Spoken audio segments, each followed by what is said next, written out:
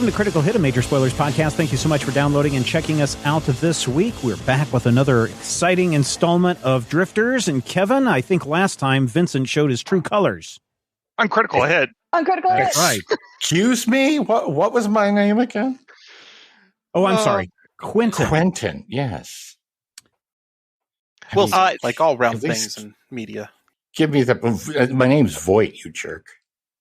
It's my mother's maiden name. On Critical Hit. On Critical Hit. On Critical Hit. Like a well-oiled machine. For being unwell oiled. You guys realized that Quentin had been infected with some sort of horrible virus and was turning evil and betraying you and taking over Grace, or at least attempting to. 2 minutes from inventing a Tesla Cybertruck. You weren't certain of exactly the cause and who was responsible or what was responsible, but you did come up with a way using science and mind magic to a proposal between the powers of Hecubino and Amu and Bob of basically uploading your consciousnesses within Quentin's brain. And you had all leaned together and were about to dive in. And just to be clear, because Amu and Bob would certainly know this, and Hecubino as well, your bodies will all stay present where you are, but your minds will enter the mindscape. But if we die in the mindscape, do we die in the real world? Of course. Okay, cool. You can't live without the body cannot live without the mind. If only. So we're sure we're going to do this. We've made worse decisions. Also, we're running out of time. Let's go. Let's go. We got movie sign. All right. And so between the three of you, when your powers combine, you go QuentInsideOut. And everything becomes a blur when you're connected with the mind link that Hecubino provides. There's a bunch of swirling colors. Everything slows down, and you start to see each other in, like flashes of each other's memories. But overwhelmingly, all of those things seem to form like a tunnel that you're all zooming around in, like a trippy centripetal force machine in a Quentin-inspired deranged circus, as you feel like you're flying in this memory device until you land inside a vast metallic gleaming landscape. It doesn't make any sense. Things don't move in linear directions necessarily. There's the sky is, when you look up, another floor. The floor it's just way, way above you, some indeterminate distance. The floor is some sort of carbon, steel-like substance, gray, and it kind of clicks whenever you walk. There's light rails everywhere that are all sorts of different colors, like blue and green and pink, and things are zipping around on them, making right turns for no reason, going at impossible angles. There's buildings all around you in the distance, but with stairways that lead into stairways that flip around and go to the other to an arbitrary different gravity. You can all catch your breath for a moment, though it's not air you're breathing, and you are actually greeted by someone as Quentin is there. There you are. Quentin, you okay? I am not functioning at peak efficiency. Do you want us to shut you down and reboot you? That will not work with my networking system. So how do we fix you? There's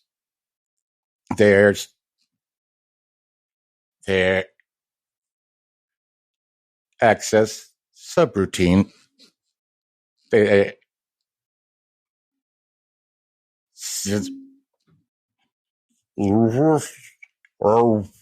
slap him like a jukebox.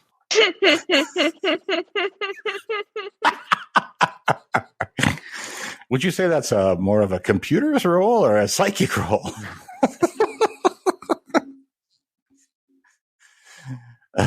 Kevin, can I just say that works? Because that sounds like fun. Oh, yeah, absolutely. Okay.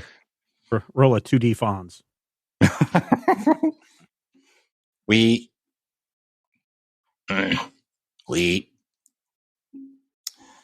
must access the Pat. Disengage. The slap really took it out of him, but believe it or not, he's still coming around, and his vocal systems are coming back online, so that we don't have to listen to that all night. Vocal processing reset. Thank you, Hecubino. That was unexpectedly helpful. Oh, sure. I got one for each of you. The patch that I uploaded has corrupted my central processing system and is currently rewriting my memory banks and all personality subsystems. 30 to 50% of my modes are compromised. I suppose you can't restart from an earlier state? Not with this particular patch. Well, since we're in your cyberscape, do you know where we need to go to remove the patch? My central processing unit. However, access will require specific code route from secondary subsystems. Look at Bob. You understand what that means? Sure, we just follow his subroutines to the source of all of his problems. Oh, okay. Lead the way? When Quentin turns, there are, let's see here, 6? There's 6 of you, right? Yeah. I can't even keep count. Wait, 1, 2, 3, 4, 5. There's either 6 or 1.5 billion plus 5. Yeah. There are 6 little motorcycle-like devices standing perfectly still on one of the green lit pathways nearby. I hop on a light cycle. I also grab the baton and hop on the light cycle. Cool. Does everybody hop on? Yeah. Yes. Sure. So you start shooting through Quentin's cyber mindscape, and again, things don't make a lot of linear sense. There's impossible perspectives, and like you're pretty sure part of the distance you travel is along a Mobius strip, but somehow you get off of it again. And that's because you guys were momentarily caught in a thought loop. And you really, really want to stay away from like a depressive cycle or anything like that. Oh, it looks like Rodrigo got it. Your light cycle just keeps being really down about the world. Reads too much news. I can't get a job because I ain't got a car. I'll just access it with my mind and drop in a bunch of cat gifs. Yeah, when you do that, by the way, you find that your psychic powers work a little differently here. They still work, but you pull up the cat gifts and they pull up in in space around you. Mm. Meow, meow, meow, Because- meow, meow. Kind of like an AR interface. So along your path, you encounter several other beings or organisms of some sort. They don't look like anything you've ever seen before. Maybe like a very simple android or robot. The vast majority of them are like tiny, simplified Quentins that are like spherical, but smaller than Quentin is. More like the size of, say, a very large grapefruit. And they have a single eye, and then they have weird little spindly arms and legs and even tiny little wings. And they seem to be carrying around little floating, like, they're holding them actually, so I guess they're not floating, but they're carrying around little boxes that all glow different colors, and they seem to be just moving them from place to place.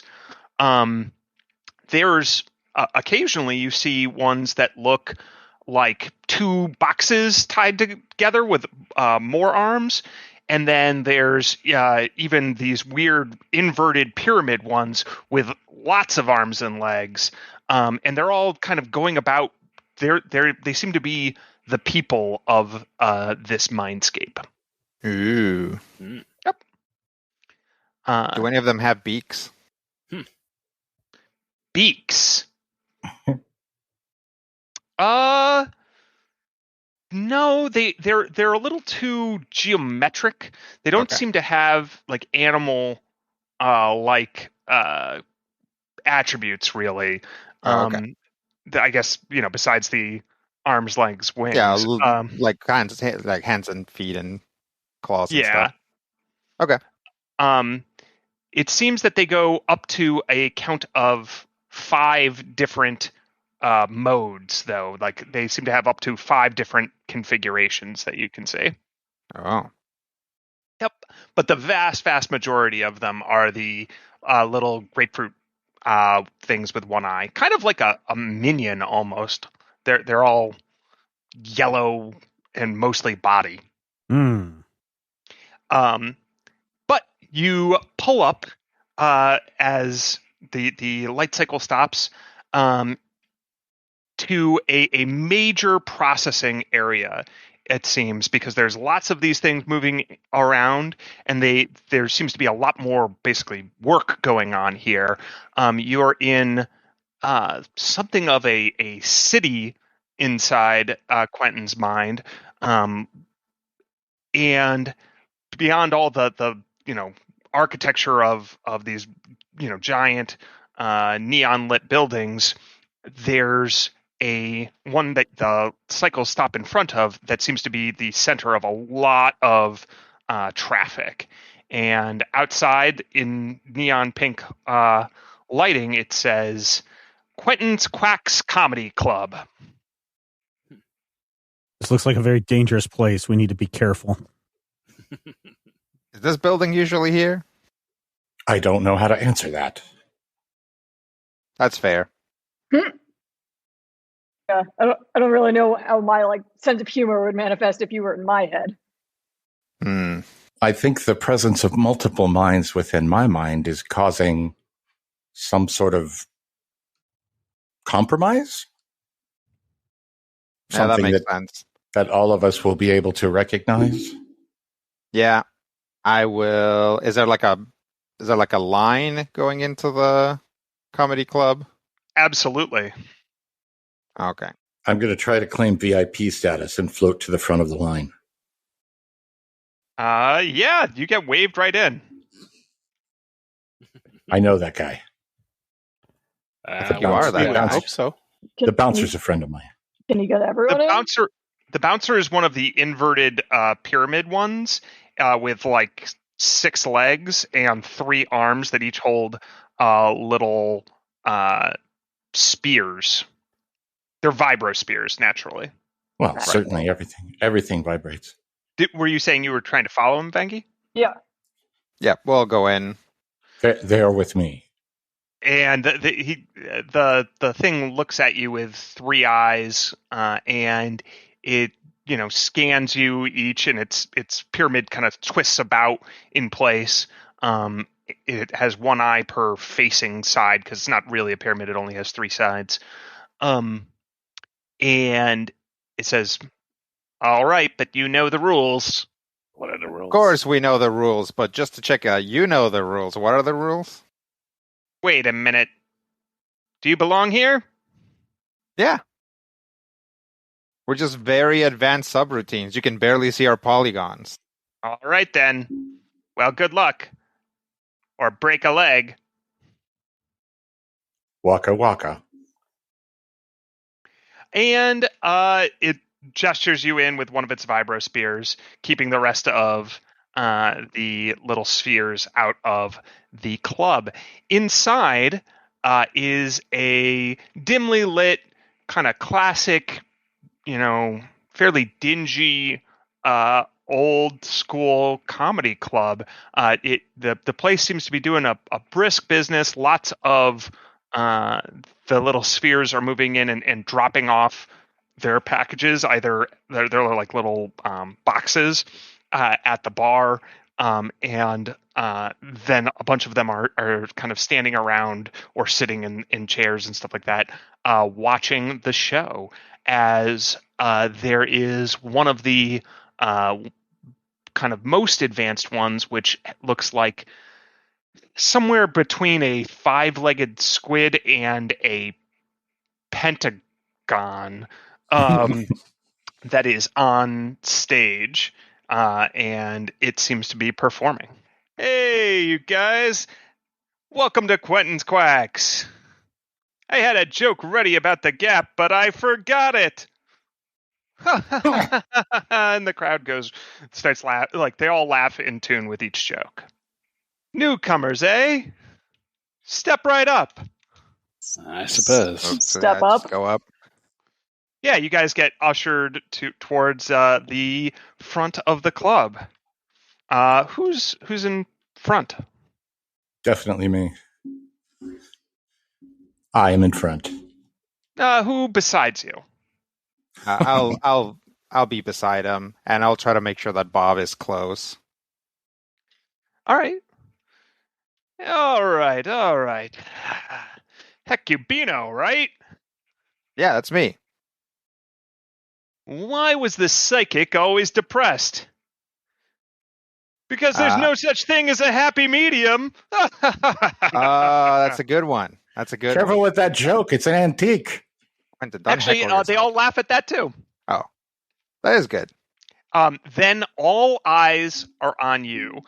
Whether the being has one eye, two eyes, or n eyes, where n is the number of faces it has, what type of polygon it is. Sure. Staring at you, Hecubino, and you could hear a pin drop in this room. Okay. What is this, an audience or an oil painting? Come on, people, liven up. When they stare at you, you feel intense psychic pressure. Make a will save. Okay. 23. Oh, yeah, you resist it. You think that joke was supposed to really have some bite to it, some psychic oomph, but you are pretty strong here. Okay. Anyway, they all stare at you expectantly. Right. I'll say,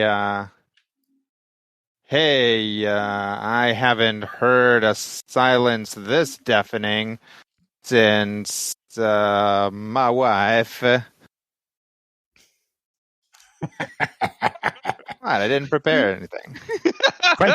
Quentin pipes in some canned laughter. Nice. All right.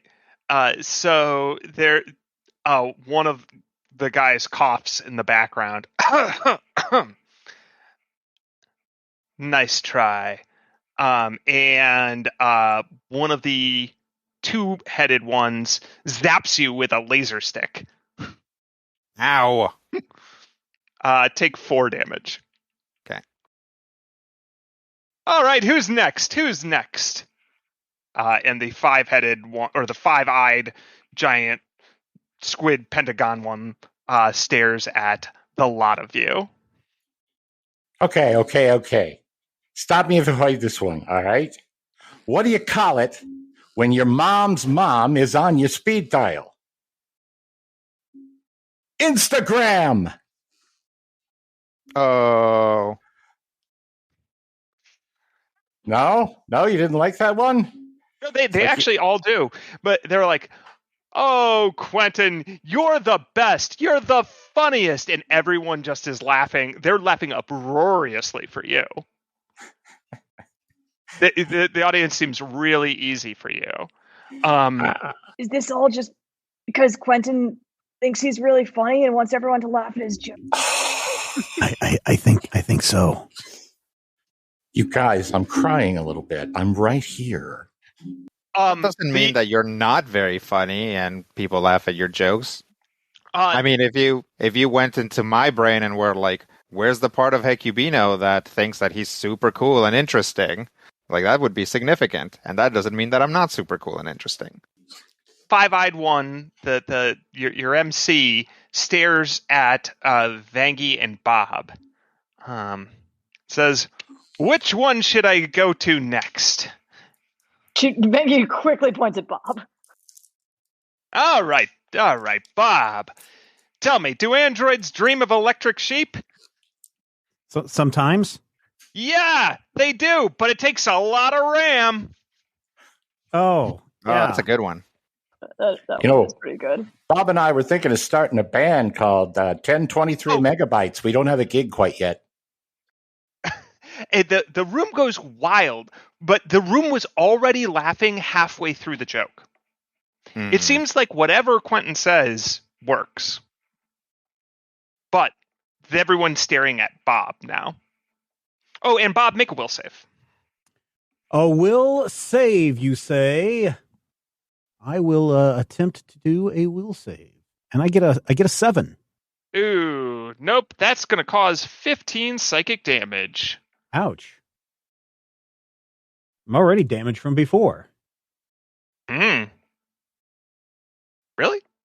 Oh yeah, because remember when we were trying to shut Quentin down that's before, right. and I took that shock damage. Yeah, that's right. So I'm now down to 9 of my stamina points.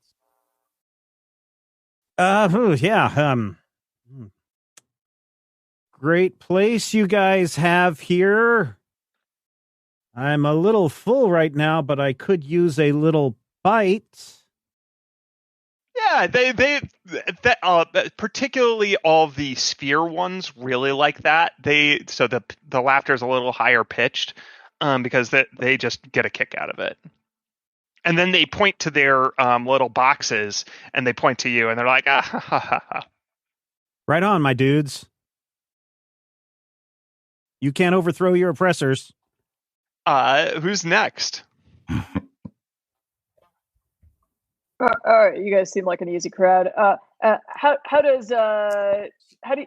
you greet an Etten? Hello.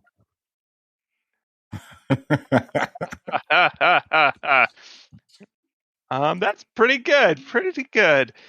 Did you hear about the Vesk tattoo artist who had trouble fitting designs on their customers? Oh, she couldn't scale it down? Yeah, they were all to scale. Very good. Now, did I tell you the one about the computer what got drunk? It took all screenshots. Oh man. All right. So because you started it, it seems like you don't feel that psychic pressure, Vangie. Oh, cool. Did Bob taking that damage look like anything? That's a good question. Yeah, it probably would. When they focused all on him, he was zapped by like the lights in the building, kind of like a bug zapper. Did the lightning bolt fork and hit him in both eyes and go, yeah. Oh yeah, this place seems to be pretty zany. It doesn't seem to to make a whole lot of sense. Mm. Well, as fun as this is, we're trying to help Bob out. Do you have any tips? She'll I don't know, go like I'm sure, is there like a tip jar like for like the comedians or something?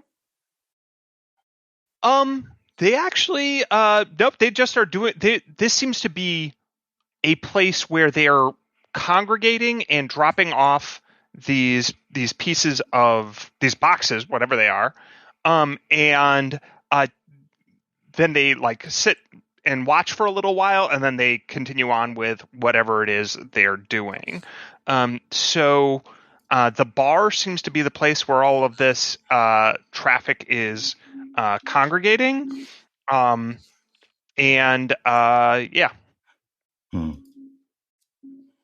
Can we touch one of the boxes, open it up, see what's inside?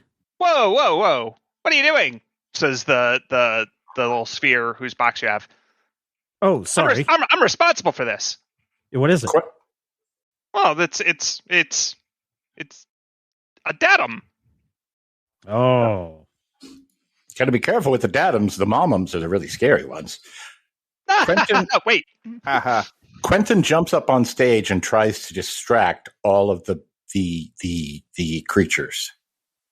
Well, this. All right, yeah. Go ahead and give me a bluff check. Bluff check. Oh, I'm good at those. If I can remember where I put my character sheet. While you're like, wait a minute, I'd be really good at this if I knew where my character sheet was. The one on stage says, you know the old Riccrici saying about friends. Keep your friends close and anemones closer. Yeah, that's good. We've never said that. Make a will save, Amu. Maybe you should start. Keeping anemones close would be a bad plan. They're poisonous. Well, sort of.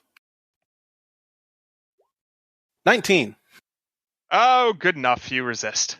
And actually, I'm going to say that when the lights zapped Bob, it looked for a moment like a ram charged him out of electricity. I mean, it's really charged. He was mega bitten. Yep, by a charger. Anyway, and for a moment, a electricity anemone encircles Amu, but he fights it off with his mind. You were distracting them? Mm-hmm. What was that bluff check? That was something I hadn't rolled yet, because you were like, don't roll yet. And so I was waiting, and now I'm going to roll it. And you're going to be like, hey, that's impressive. And I'm going to be like, yeah. 31. That actually is impressive. Man, yeah, I was hoping for a nat one. Hey. Either way I am sitting here, and I am gracefully accepting all of this not entirely friendly ribbing of my sense of humor. Okay, so I roll a 30. I'm hurt. I'm going to cry. No, not really. Okay. Yeah, you're able to distract them by running through some of your routine, which buys the rest of these guys some time. Hiya, kids. Hiya. How are ya? Hi, everybody. I'm Subroutine Humor Engram Carlin, Knowledge Integrated Entity. But hey, you can call me Shecky. Huh? Did I tell you the one about why the computer is just like the air conditioner? Because they're both useless if you open windows. Wow. I'm going to go over to the bar and see what's what. So the bar seems to be they're like trading their boxes there. So this is a point of information transfer, and the bartender is a kind of hypercube looking thing. So it makes sense when you look at it kind of a cube within another cube, but it doesn't make sense in 3 dimensions. And then it has let's see here, I think 8 arms. four legs, 4 arms. And it seems to be dealing these things out and pouring basically non-existent drinks for these little spheres, and fulfilling its role. But what it's primarily doing is exchanging these data. So you see all the data that comes through here? Oh yeah, unfortunately. So we're here because there's been some bad data that came in. It's messing with Quentin. We're trying to help him. Hey! Why did the Team Lizard Brain walk into a bar? To get the personality subsystem code. We need the personality subsystem code. This is one of the nodes. Let me see your access. And he gestures to your wrist. Pull out my wrist. Hey, look at that. You're wearing a little green armband. It actually looks like one of those slap bracelets. Nice. Did you hear the one about the SEOs who got married and had twins? The only time in their life they were happy with duplicate content. That's pretty good. That's a deep cut. Yeah, it seems like you have one, and Hecubino has one, but his is like a very pale green, but it's still on there. And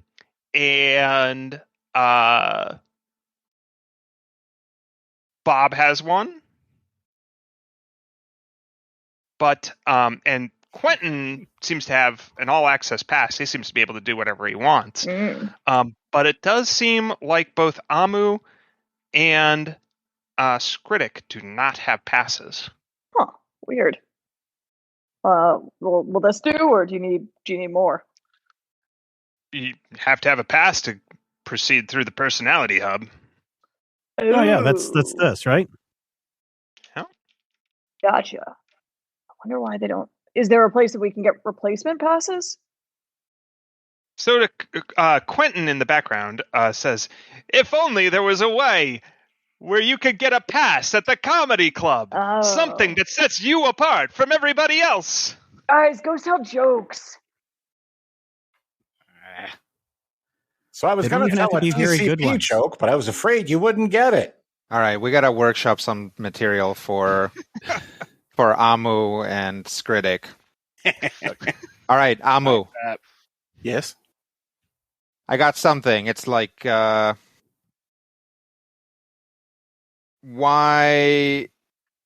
did I put some ice cream on a computer?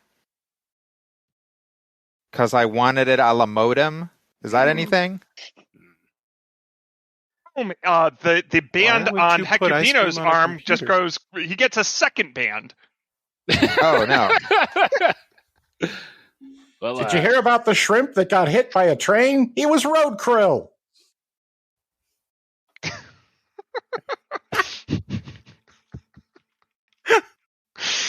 Well, how about the computer component that had to take the car across the country? I heard it was a hard drive. A band appears on Skritic's arm. Yeah, like that. All right, Amu, you try one. So this paramecium and an amoeba are walking down the street. The amoeba says, "How are you even doing that?" He's like, "Well, that's a silly question." Amu, he has to. Amu. A subroutine walks into a bar. Ouch. Another band appears on Bob's wrist, and everybody laughs. The five the squid pentagon one, he definitely has a hard time. He won't interrupt Quentin, but when there's a moment, he does chime in. He's like, "Where do mice and rats go to get drinks? At a squeakeasy." Why did the bacteria cross the microscope? To get to the other slide. Oh. to get to the.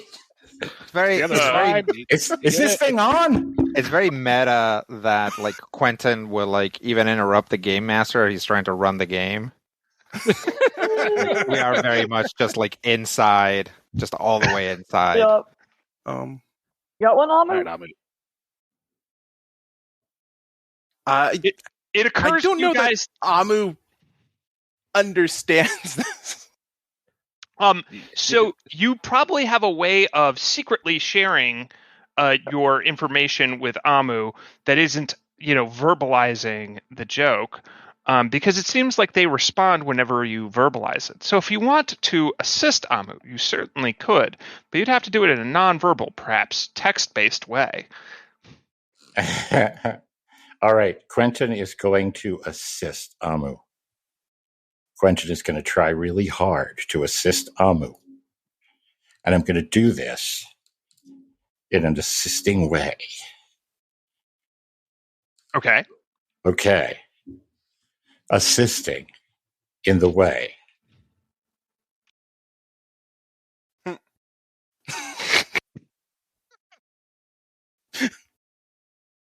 Dead silence.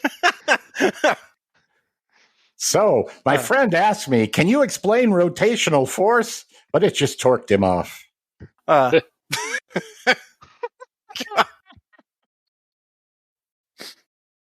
Do we have Rob needs the jokes to stop for 10 seconds so he can actually bring in and read what Matthew sent? Because this is my sense of humor, and the only reason I haven't been dying is because it was on mute for most of this. A priest, a rabbi, the Mars rover, a horse, and 3 blonde aliens walk into a bar. Bartender says, what is this, some kind of joke? Biology? The only study in the world that thinks division and multiplication are the same thing. It's an Amu joke! Yes! Amu joke. An Amu joke. And a band appears around Amu's part. A part of Amu. He doesn't have wrists. Yeah. What? Flagellum? We hardly know him. So it occurs to you, you're all ready, and the bartender will let you kind of backstage if you want. But Quentin's having the time of his life on stage and doesn't seem to be paying any attention to you. Everybody's laughing, and he's the star of the show. Hey, I'll move everybody. Statement. I'll move everybody along, but I'll go back and get Quentin and be like, "Hey, bud, we got to get to this this thing that's happening to you." All right. So, what did the computer cop say to the telephone? Just the facts, man. Just the facts. You've been a beautiful audience because you're basically me. Thank you, everybody. And remember, wherever you go, error 404. We love you, Quentin. Woo! All right. So you are admitted backstage by the bartender, and you, as soon as you you can still hear the sounds of laughter and the jokes from the Squid Pentagon continuing, but once you go backstage, you can kind of see behind. It's like everything. The walls here are incredibly thin, and they're all one-way mirrors. You can actually still see the audience slightly through like a vague haze, but you're beyond them. And when you turn, you can now see kind of through the cityscape, and off in the distance there is a glowing red tower. It dwarfs everything else, and it kind of eventually links back up to the other side, the sky floor. So it's a pillar technically, because it connects in both directions. And it's just coruscating with fiery energy, actually. It doesn't seem to be like anything else here, though the pillar itself, like the actual architecture of it, seems to fit, but the energy surrounding it doesn't. Is that something? Is that anything important? Yep. That's central processing. All right. Only a matter of time before they start coming here. Who starts coming here? Wait, who's talking? That's the bartender. Oh. Well, all data has to flow through central processing eventually. Makes sense. So should we head there and try to head it off? Oh, you can't get there from here. Oh, how do we get there? We'll require additional codes. So, more of these, and I'll point at the armband. Yeah, that's right.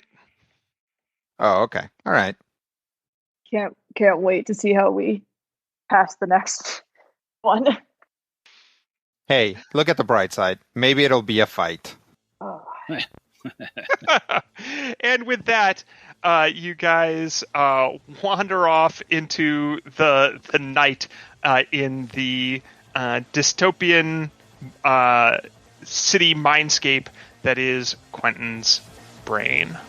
Yeah, before we wander even further into this quagmire, how about we take a break this week and hope that all of your punchlines are critical hits? Yeah, I mean, that still works. Yeah.